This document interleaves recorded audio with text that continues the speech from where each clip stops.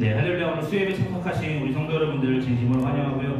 우리 각 가정에서 구별된 시간을 빌어서 예배에 힘을 다하시는 우리 성도 여러분들 모두 진심으로 축복하고 환영합니다. 오늘 시간 다 같이 예배드리기 전에 찬양하고 우리 예배의 문을 열기 원하는데요. 우리가 지금 찬양하기 원하는 찬양은 그 크신 하나님의 사랑이라는 찬송가입니다.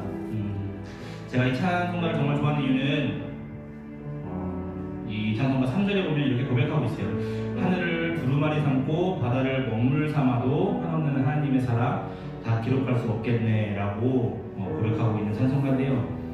가끔 우리가 저도 모르게 또 우리도 모르게 하나님을 우리 성령님과 하나님을 이렇게 제안하고 정말 실망하고 이런 경우도 많은 것 같아요. 그러나 우리 이 시간 이 찬송가로 우리 마음을 고백하시면서 우리 하나님께서 우리를 향하신 그 크신 하나님의 사랑을 함께 고백하면서 우리 예배를 시작했으면 좋겠습니다. 같이 찬양하겠습니다.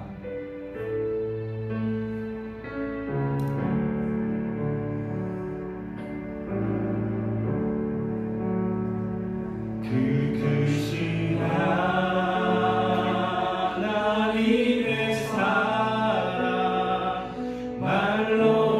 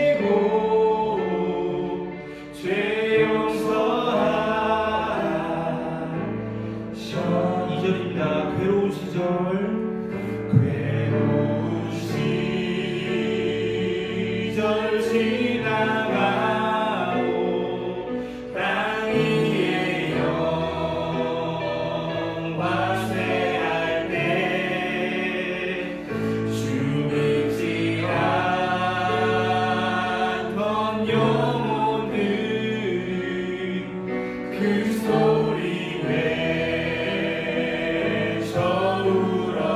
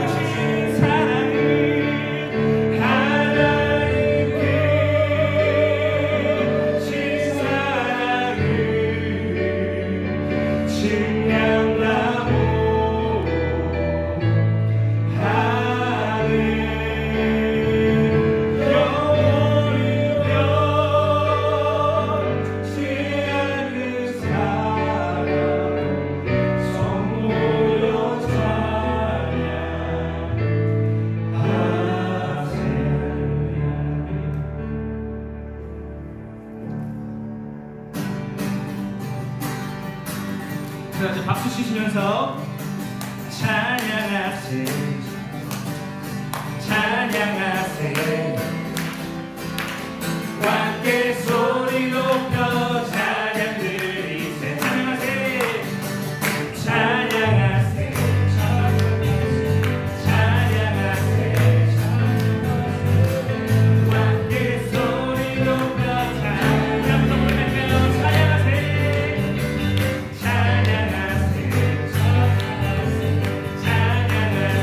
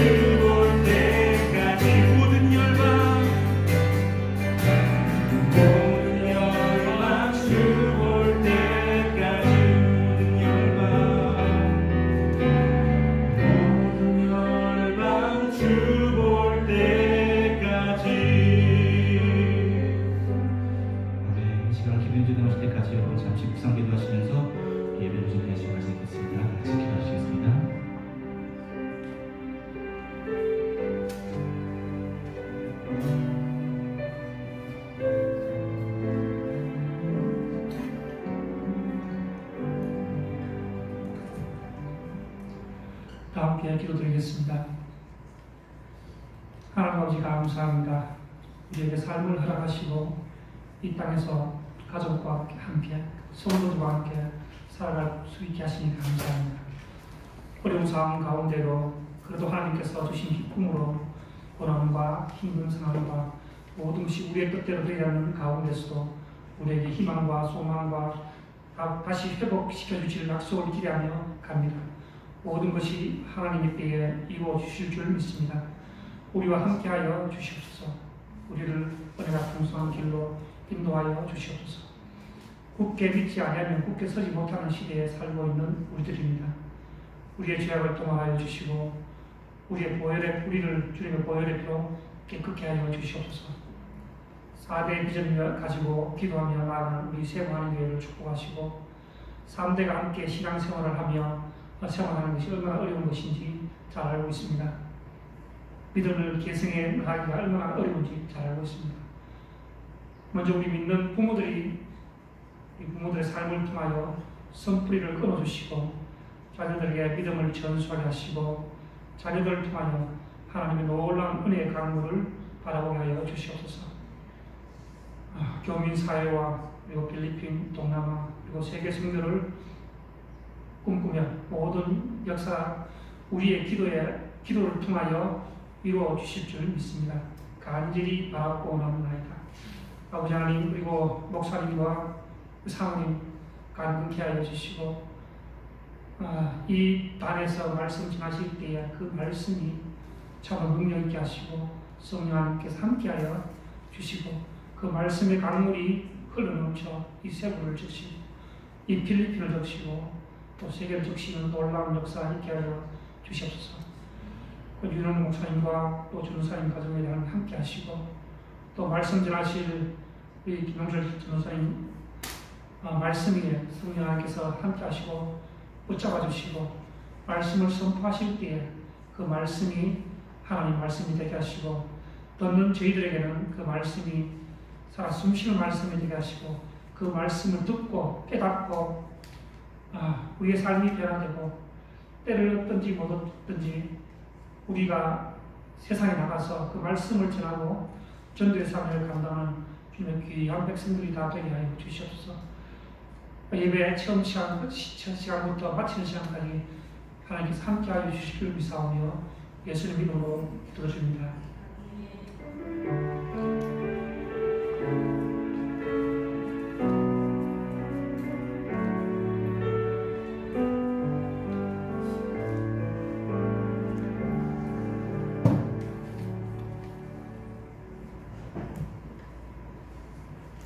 오늘 우리가 나눌 말씀은 누가복음 17장 11절에서 19절입니다. 누가복음 17장 11절에서 19절, 페이지 수로는 124페이지가 되겠습니다.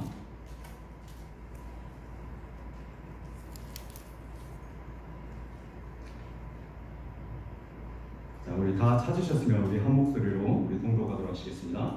예수께서 예루살렘으로 가실 때에 사마리아와 갈릴리 사이로 지나가시다가 한 마을에 들어가시니 나병 환자 10명이 예수를 만나 멀리 서서 소리를 높여 이르되 예수 선생님이여 우리를 불쌍히 여기소서 하거늘 보시고 이르시되 가서 제사장들에게 너희 몸을 보이라 하셨더니 그들이 가다가 깨끗함을 받은지라. 그 중에 한 사람이 자기가 나은 것을 보고 큰 소리로 하나님께 영광을 돌리며 돌아와 예수의 발 앞에 엎드려 감사하니 그는 사마리아 사람이라. 예수께서 대답하여 이르시되 10사람이 다 깨끗함을 받지 아니하였느냐? 그 9은 어디 있느냐? 이 이방인 외에는 하나님께 영광을 돌리러 돌아온 자가 없느냐 하시고 그에게 이르시되 일어나 가라. 내 믿음이 너를 구원하였느니라 하시더라. 아멘. 자, 할렐루야. 오늘 또한 예배자리 가운데 나오신 여러분들을 주님의 이름으로 환영합니다.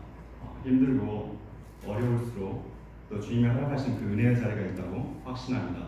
우리 사랑하는 성도 여러분, 이 팬데믹 기간 가운데 우리가 힘든 그 여정 가운데 우리의 몸을 돌아보고 또 우리 주위를 돌아보면서 서로에게 도움의 손길을 펼칠 수 있는 그런 삶이 가장 복된 삶이라고 믿습니다.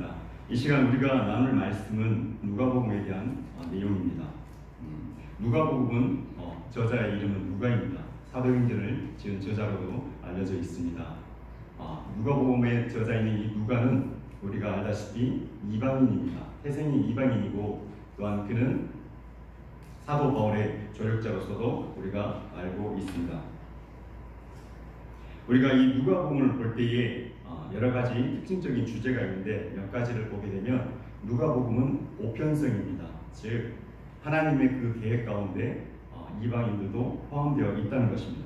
그리고 또 복음의 기쁨이 얼마나 큰지를 이 누가복음을 통해서 이야기를 하고 있습니다. 그리고 기도가 얼마나 중요한 건지에 대해서도 누가는 우리에게 이야기를 하고 있습니다.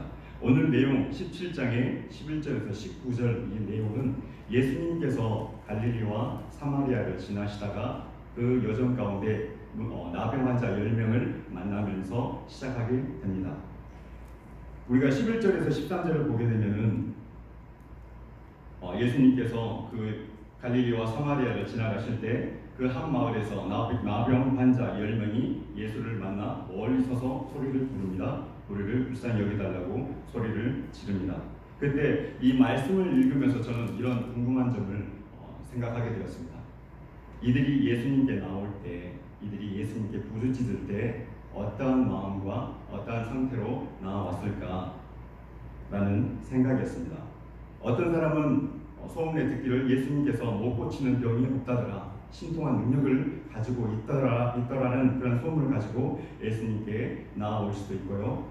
또 어떤 사람은 다른 동료들이 다 같이 나가니까 덩달아서 자신도 예수님께 나가는 그런 부류가 있을 것이고, 또 어떤 부류는 또 혹시 이번엔 모르니까 한번 나가서 이것도 해보고 저것도 해보자 라는 그런 마음으로 나올 수도 있습니다. 그러나 그들에게 공통적으로 가지고 있는 마음은 바로 간절함, 절박함이 있을 거라고 저는 짐작할 수가 있습니다.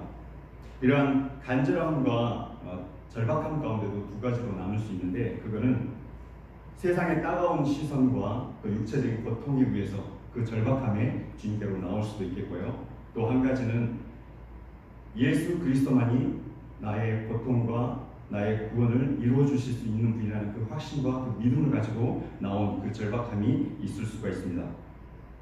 사랑하는 성도 여러분, 우리는 주님께 구할 때, 여러분들이 구하고 싶은 그 무언가가 있을 때 주님께 나와서 구할 때 어떠한 마음으로 나와서 구하십니까? 마가복음 11장 24절에 성경은 우리에게 이렇게 가르치고 있습니다. 그러므로 내가 너희에게 말하노니 무엇이든지 기도하고 구하는 것은 받은 줄로 믿으라. 그러면 너희에게 그대로 되리라 라고 말씀하고 계십니다. 여러분, 제가 이제 재밌는 예언을 하나 알려드리도록 하겠습니다. 이 예언은 우리 담임 목사님께서 설교 시간에도 말씀하셨던 그런 내용입니다.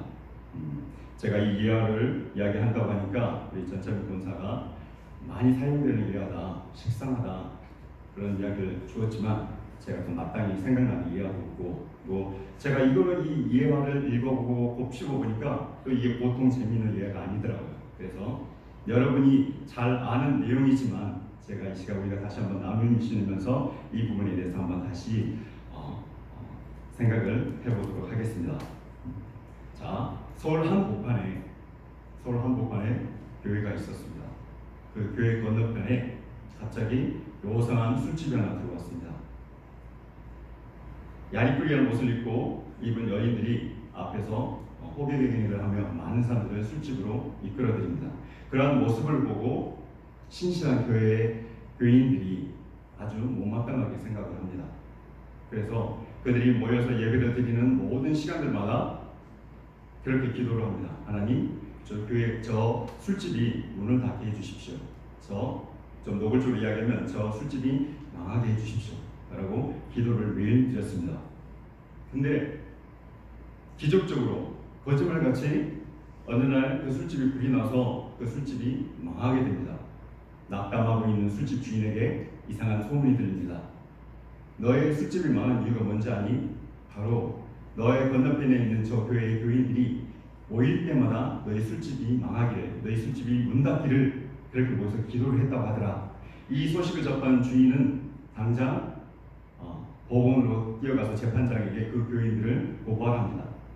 그 내용을 접한 재판장이 자초지종을 듣기 위해서 교인들과 신실한 교인들과 그 술집 주인을 불러서 물어봅니다. 술집 주인은 그동안 있었던 일을 이야기하면서 여차여차해서 이렇게 일이 모여서 우리의 술집이 문 닫기를 구했기 때문에 우리 술집이 불이 나고 이렇게 우리 술집이 망하게 되었습니다. 그러니 모든 손해배상을 저 교인들이 교회에서 해주어야 합니다 라고 이야기를 합니다. 그래서 다음에 재판장이 그 신실한 교인들에게 물어봅니다. 이게 사실이냐고 물어봅니다. 자, 신실한 교인들의 교인의 대표가 나와서 이렇게 이야기합니다. 맞습니다. 저희들이 모일 때마다 그렇게 기도를 하면서 저 술집이 문을 닫기를 구했습니다. 하지만 우리가 그렇게 기도한다고 해서 그 술집이 망하겠습니까? 라고 이렇게 이야기를 했습니다. 참 어떻게 보면 웃기는 이야기지만 우픈 이야기입니다. 자, 여기서 우픈 이야기라는 것은 웃기지만 슬픈 이야기라는 요즘 많은 아이들이 쓰는 이야기 단어라고 합니다. 저도 한번 써봤습니다.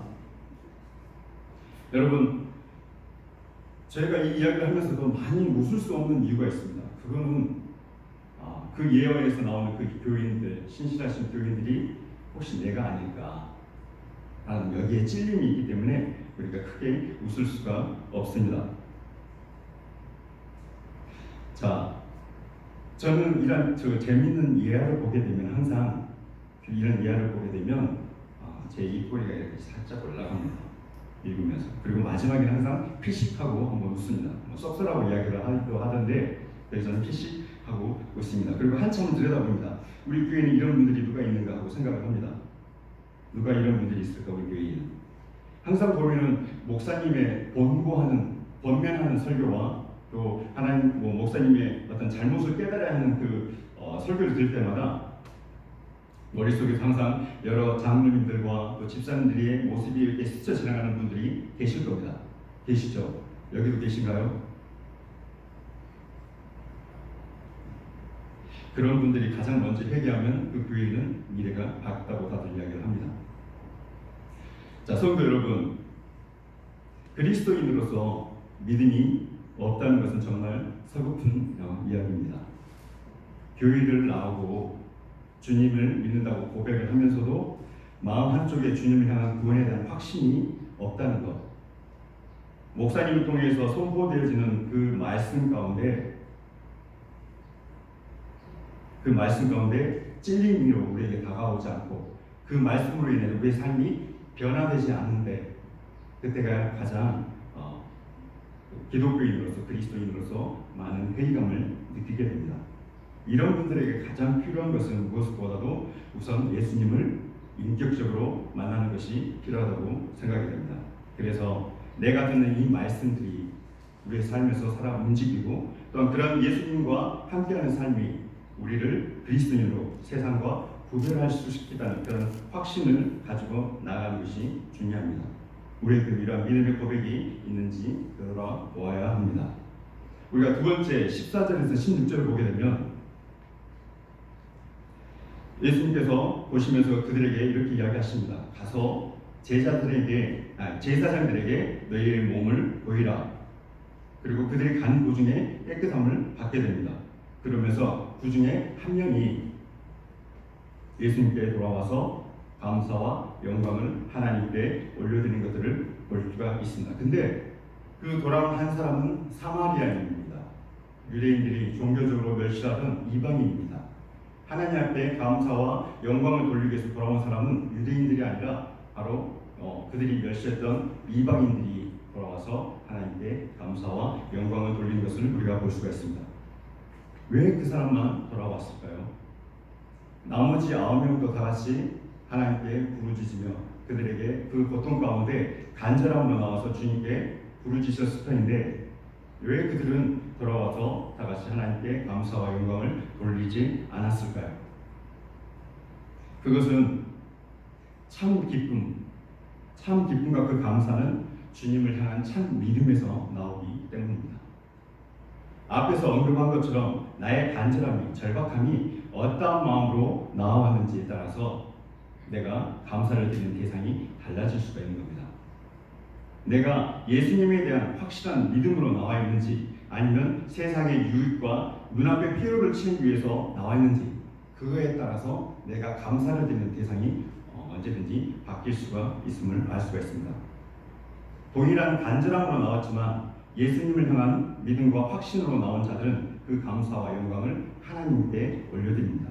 하지만 세상의 염려와 눈앞의 유익을 위해서 나온 자들에게는 그 은혜가 행운이, 운이 될 수도 있다고 생각합니다.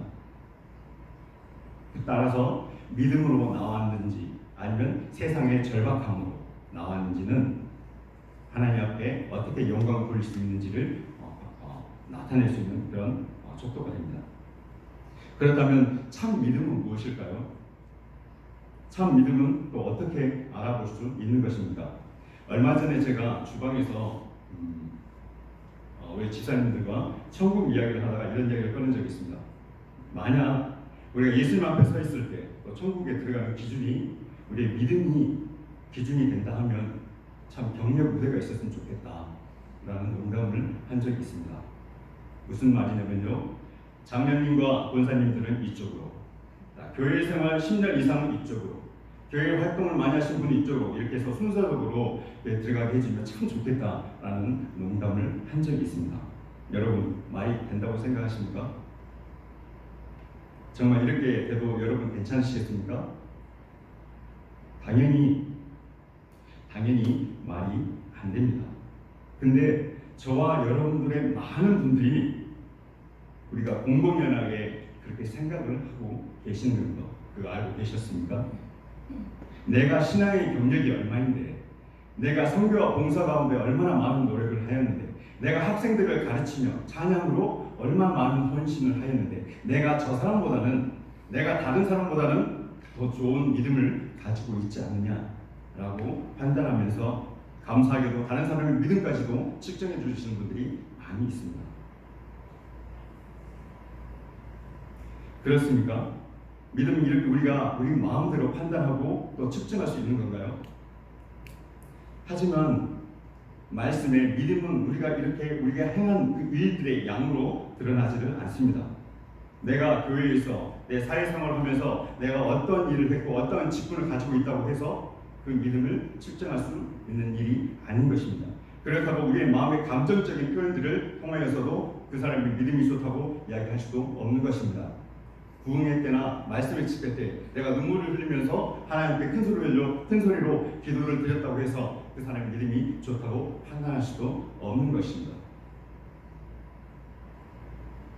참 믿음은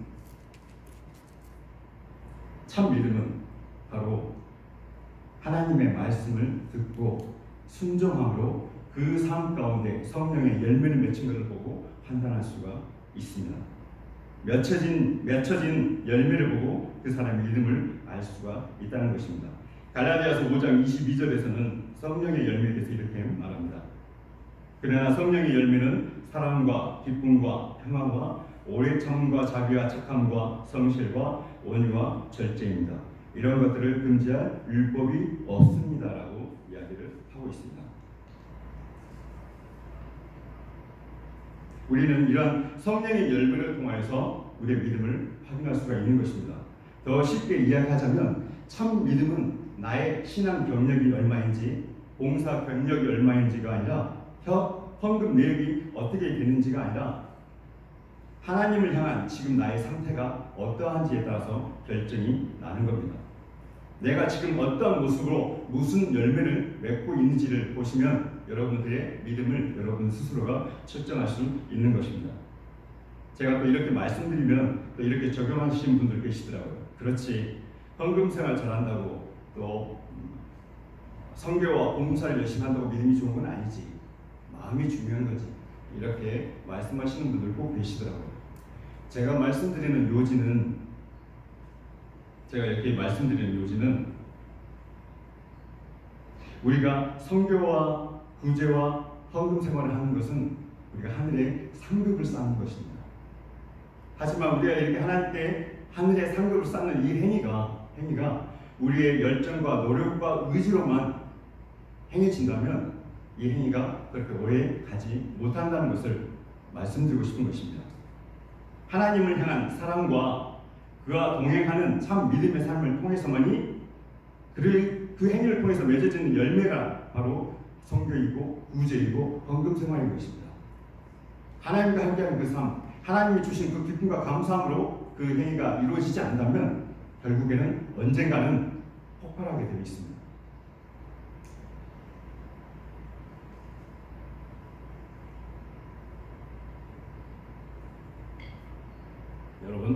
여러분들에게 당부드리고 싶은 것은 여러분의 그 교회의 생활 가운데, 여러분의 봉사 활동 가운데 의무감으로 부담감을 하지 마십시오.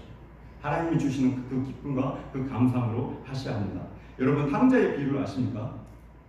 여러분 탕자의 비유 이야기를 많이 아실 거라고 생각이 됩니다. 많은 분들이 아버지와 큰아들, 작은아들의 이야기를 하면서 그분들의 인격과 그들의 성품에 대해서 이야기를 나누는 것들을 우리가 알 수가 있습니다. 우리가 간단한 이야기를 나누게 되면은 그 내용 중에 작은아들은 자기의 분깃을 가지고 자신의 삶을 찾기 위하여 아버지의 품을 떠나게 됩니다. 많은 죄악 가운데 자신의 주님 아버지의 그 재산을 탕진하며 결국은 그 자신의 잘못함을 회개하고 아버지께로 돌아오게 됩니다.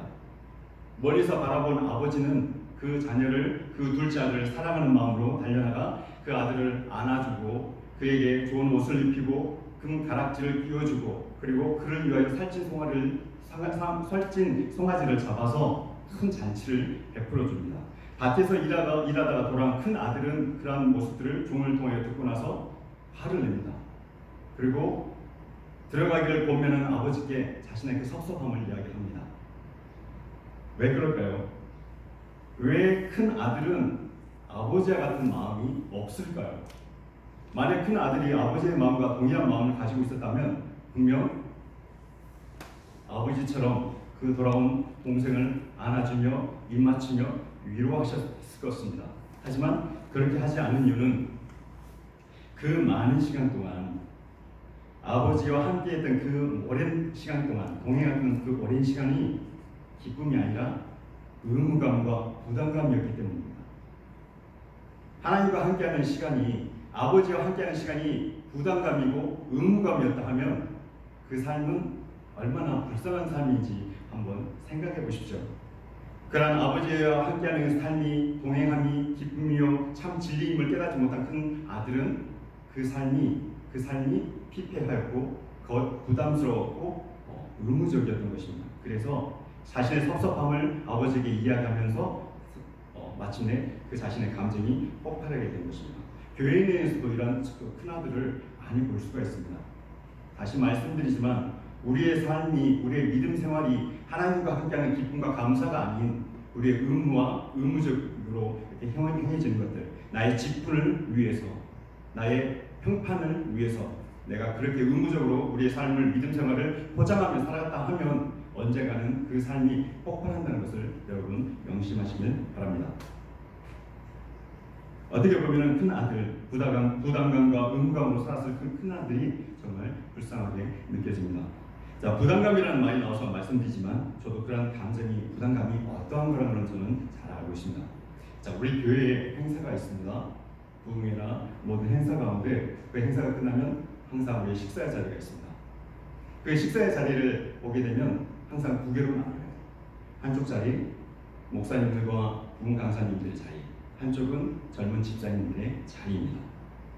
저도 그랬는데 그때는 제가 안수 집사였던 걸로 기억을 합니다. 그래서 많은 젊은 집사님들이 목사님의 식탁 자리에 나가서 같이 식사하는 것을 되게 부담스러워 하시더라고요. 그래서 저는 사실 애매한 위치에 서 있지 않겠습니까? 안수 집사. 그래서 저는 또 A형입니다. 극소심한 그 A형인데 그럼에도 불구하고 저는 그 애매한 위치 때문에 다른 젊은 집사님들이 목사님의 자리로 가지 않고 그 좁은 자리를 비치고 들어가는 그 젊은 집사들을 보면서 저도 거기에 참여하고 싶었지만 목사님의 자리로 갈 수밖에 없었습니다. 처음 제가 부흥회 때 부흥 강사 목사님과 우리 담임 목사님과 이렇게 식사를 하면서 정말 많은 부담이 됐습니다. 제 성격이 그렇게 활달한 성격이 아닌데도 불구하고 그 자리에 앉았을 때 처음에 식사를 하면서 음식이 코로 들어갔는지 입으로 들어갔는지 정말 구분을 못했습니다. 그리고 내가 이 음식을 좋아하는 이 반찬을 먹어야 하는지 말아야 하는지. 왜냐하면 목사님들도 그 반찬을 좋아하실 수도 있는데 내가 너무 많이 먹으면 이게 부담되지 않을까 하는 그런 생각 때문에 그 많은 부담감으로 왔습니다. 그리고 부흥회 때 같은 경우는 우리 목사님 혹시 부흥회 때 그 설교의 말씀에 대해서 어떻게 생각하냐고 물어보시면 어떡하지? 또 나에게 성경의 지식관에 관해서 이렇게 여쭤보면 어떡하지? 하는 그런 많은 부담감을 가지고 그 자리에 나아가게 되었습니다. 그래서 그 부담감이 어떤 거라는 저도 잘 알고 있습니다. 하지만 지금은 그 과정이 지나고 나면은 많은 그 시간 우리 목사님과 식사하는 그 기간을 통해서 그런 부분들이 없어지고 오히려 좋은 부분들이, 좋은 점들이 제게 오게 되었습니다. 그게 뭔지 아십니까, 여러분? 목사님과 우선 식사의 자리, 목사님과 교제의 자리를 많이 갖게 되면 여러분 목사님에게 더 많은 관심을 받을 수 있고 더 많은 기도를 그 자리에서 받을 수가 있습니다. 혹시 여러분들 목사님과의 교제, 목사님과의 식사의 기회가 생겼을 때 빼지 마시고 부담을 갖지 마시기 바랍니다.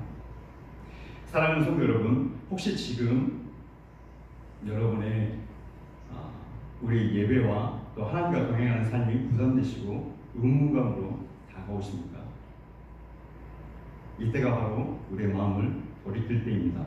우리를 향한 하나님의 사랑이 얼마나 큰지, 우리를 향한 예수 그리스도의 마음이 어떠하셨는지, 하나님과 함께하는 삶이 얼마나 큰 복이고 기쁨인지를 깨달아야 합니다. 하나님과 동행하는 것이, 하나님과 함께한다는 것이 우리에게 얼마나 큰 영광스러움이며 특권이라는 것을 여러분 깨달으셔야 됩니다. 누구나 가질 수 있는 그런 특권이 아닙니다. 우리가 17절, 18절을 보게 되면 이 구절만 놓고 보게 되면 물어보시는 분위기가 마치 약간 싸합니다. 그렇죠? 17절, 18절 보면 약간 싸하지 않습니까? 예수께서 대답하여 이르시되 10사람이 다 깨끗함을 받지 아니하였느냐? 그 9은 어디 있느냐? 이 이방인으로 인한 하나님 영광을 돌려 돌아온 자가 없느냐 하시고, 이 내용을 보면 조금 약간 분위기가 예수님 화나셨어요? 라고 생각이 될 만큼 물어보십니다. 이게 누구에게 물어본 말일까요? 저 개인적으로는 그 10명과 함께 있었던 이 돌아온 이방인에게 오히려 더 예수님께서 물어보시지 않았을까 하는 그런 생각도 듭니다. 이 구절만 보면은 예수님께서, 하나님께서 어떤 곳에 하나님의 관심이 있는지를 우리가 알 수 있습니다. 나는 너희의 구원을 원하는데 너희는 왜 내게 돌아오지 않느냐고 마치 묻고 계시는 것 같습니다. 우리의 궁극적인 목표는 그리스도인으로 사는 것입니다. 건강한 삶을 유지하고 그러한 삶을 이끌어 나가는 것도 중요하지만 한 영혼에 대한 구원에 대한 간절한 마음도 가져야 합니다. 저들이 이 나병 환자들이 제사장에게 간 것은 자신의 육체의 깨끗함을 증명하기 위해서 제사장에게 간 것입니다. 하지만 우리가 예수님께 돌아왔다는 것은 우리의 영혼의 회복을 의미하는 것입니다. 완전한 구원과 회복은 우리의 육체와 영혼이 함께 회복됨을 우리는 알 수가 있습니다. 예수님 오시는 마지막 때에 우리의 육체와 영혼이 함께 회복된다는 것을 여러분 기억하시기 바랍니다. 오늘 우리는 17절, 18절의 질문을 보면서 예수님이 하시는 질문, 9사람들은 어디 있느냐? 왜 너만 하나님께 감사와 영광을 돌리려 왔느냐? 라는 예수님의 질문을 받으면서 이 질문들이 우리를 향하신, 이 자리에 계신 여러분들을 향하신 예수님의 꾸짖음이라고 받아들이시는 그런 성숙한 믿음이 있으시기를 바랍니다. 오늘날 하나님의 구원을 바라고 은혜를 입은 우리가 구원의 시대를 살아가는 이때에 하나님의 혜택을 바라보시는 한 영혼을 향한 그 간절함이 저희들에게 있기를 예수님은 진심으로 원하고 있기 때문입니다. 19절에 예수님은 그 이방인에게 그의 믿음이 그를 구원했다고 말씀해 주십니다. 사랑하는 성도 여러분, 우리의 믿음은 우리의 구원의 길로 우리를 이끌고 있습니까? 우리의 삶을 통해서 그런 열매를 맺고 있는지 되돌아보아야 합니다. 우리가 참 믿음으로 예수님의 삶을 따르는 후계자인지 겉모습으로 따르는 모방자인지를 결정하셔야 됩니다. 갈라디아서 6장 7절에 스스로 속이지 말라. 하나님은 업신여김을 받지 아니하시나니 사람이 무엇으로 심든지 그대로 거두리라 라고 말씀하십니다. 말씀은 우리가 무엇으로 심든지 그 열매를 통해서 그 사람을 알 수 있다고 이야기합니다. 여러분, 모방자와 후계자는 처음에는 분간하지 못하지만 시간이 흐른 후 명확하게 분별할 수가 있습니다. 모방자는 그 대상을 모습이나 습관이나 행동을 흉내낼 수는 있지만 그 사람의 그 대상의 정신을 흉내낼 수는 없습니다. 후계자는 그 대상의 모습과 흉내와 행동을 나타낼 수도 있고 나타내지 못할 수도 있지만 사람들은 그 후계자를 통해서 그 대상의 진정성을 느낄 수가 있습니다. 그게 바로 모방자와 후계자의 차이점인 것입니다. 사랑하는 성도 여러분, 이 시간 우리가 스스로 한번 질문해 보시기를 바랍니다. 우리는 그리스도인인가요? 우리는 예수 그리스도를 인정하고 그 말씀대로 순종하며 살아가는 사람들입니까? 우리를 통하여 예수 그리스도의 향기가 나고 있습니까? 우리를 통하여 공동체 내에 기쁨과 감사와 평화가 있습니까? 많은 사람들이 우리를 통하여 예수 그리스도의 살아계심과 예수 그리스도의 따뜻한 사랑과 그 온정을 느끼고 있습니까? 만약 그렇지 않다면 우리는 심각하게 생각해 보셔야 합니다. 진정한 그리스도인의 삶이 무엇인지, 어떻게 사는 삶이 예수 그리스도의 후계자의 삶인지를 한번 되돌아보셔야 됩니다. 말씀을 맺겠습니다. 참 믿음은 일시적인 노력과 헌신으로 드러나지 않습니다. 참 믿음은 그 사람의 삶에서 성령의 열매를 통해서만 드러나게 됩니다. 우리 마음에 예수 그리스도가 심겨지면 우리의 노력과 열정과는 상관없이 예수 그리스도의 향기가 나고 예수 그리스도의 열매가 우리를 통하여 맺히게 되어 있습니다. 참 믿음은 우리의 삶을 통하여 참 기쁨과 온전한 감사와 온전한 영광을 하나님께 올려드릴 수 있도록 합니다. 참 믿음은 우리의 의지와 노력으로 얻어지는 게 아니라 간절함과 겸손함으로 하나님께 나아가 부르짖는 그 겸손함에서 얻어지는 하나님의 은혜입니다. 사랑하는 성도 여러분, 혹시 여러분들 중에 하나님 앞에 나아가 믿기를 원하지만 잘 믿어지지 않으신 분들 계십니까? 이야기를 꼭 해드리고 싶습니다. 제자들이 귀신 들린 아이의 아들을 고치지 못하자 이 아이의 아버지는 예수님께 와서 무엇이든 할 수만 있으면 해달라고 부탁을 합니다. 이러한 아이의 아버지에게 예수님은 마가복음 9장 23절을 통하여 말씀하십니다. 예수께서 이르시되 할 수 있거든이 무슨 말이냐? 믿는 자에게는 능히 하지 못할 일이 없느니라 하시니 곧 그 아이의 아버지가 소리질러 이르되 내가 믿나이다. 나의 믿음 없는 것을 도와주소서 하더라.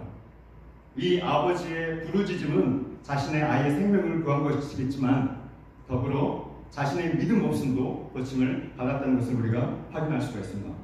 사랑하는 성도 여러분, 하나님을 향한 간절한 부르짖음이 줄어들고 있는 시대입니다.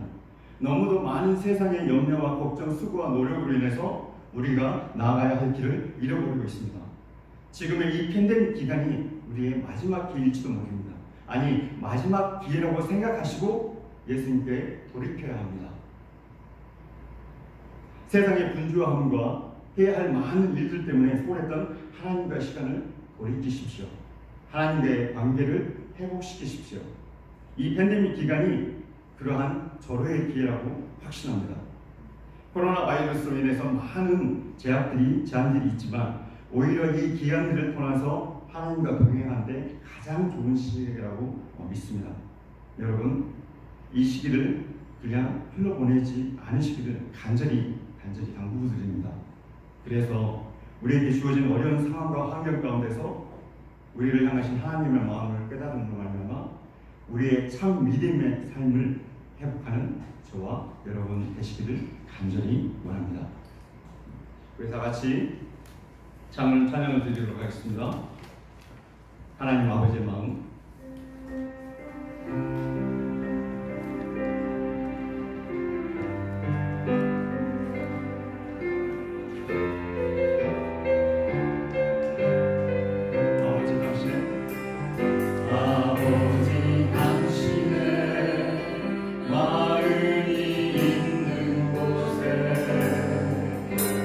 마음이 있기를 원해요.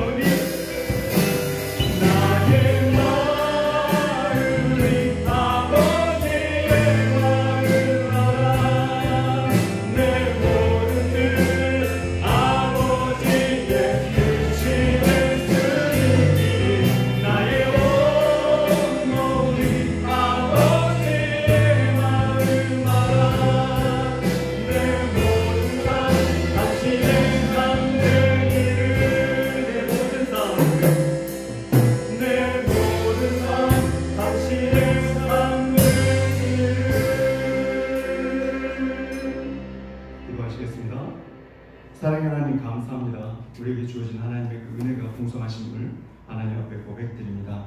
아버지 하나님께 주어지신 그 은혜 가운데 주님의 참 믿음을 회복해 하시고 아버지 하나님 어렵고 힘든 상황 가운데서도 주님의 긍휼을 아버지 하나님 있게 하여 주시옵소서. 이제 우리에게 참 믿음을 회복하게 하시고 주님의 살아계심과 그 역사하시는 하나님의 그 권위 가운데 우리가 들어가게 하시며 주님이 우리에게 준비하신 그 은혜 가운데 젖어들 수 있는 우리가 되게 도와주시옵소서. 우리가 주님 앞에 다시 나아가기를 원합니다. 주님이 예배하신 그 길 가운데 나아가기를 원합니다. 주님 우리를 불쌍히 여겨 주시옵소서. 우리의 믿음 없음을 아버지 하나님 탓하지 마시고 아버지 우리에게 허락하신 은혜와 능력을 부어 주시옵소서. 온전한 믿음, 온전한 기쁨과 영광을 하나님께 올려드릴 수 있는 그런 삶을 살아가는 저희들이 되게 하여 주시옵소서. 주님 앞에 순종함으로 나아가기를 원합니다. 교회에 행하는 그 모든 일들 가운데 기쁨과 감사함으로 나아가기를 원합니다. 주님 우리를 이끌어 주시고 주님으로 영광 받아 주시옵소서.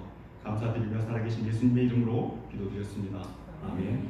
자, 우리 다 같이 일어나셔서 주기도송으로 예배를 마치도록 하시겠습니다.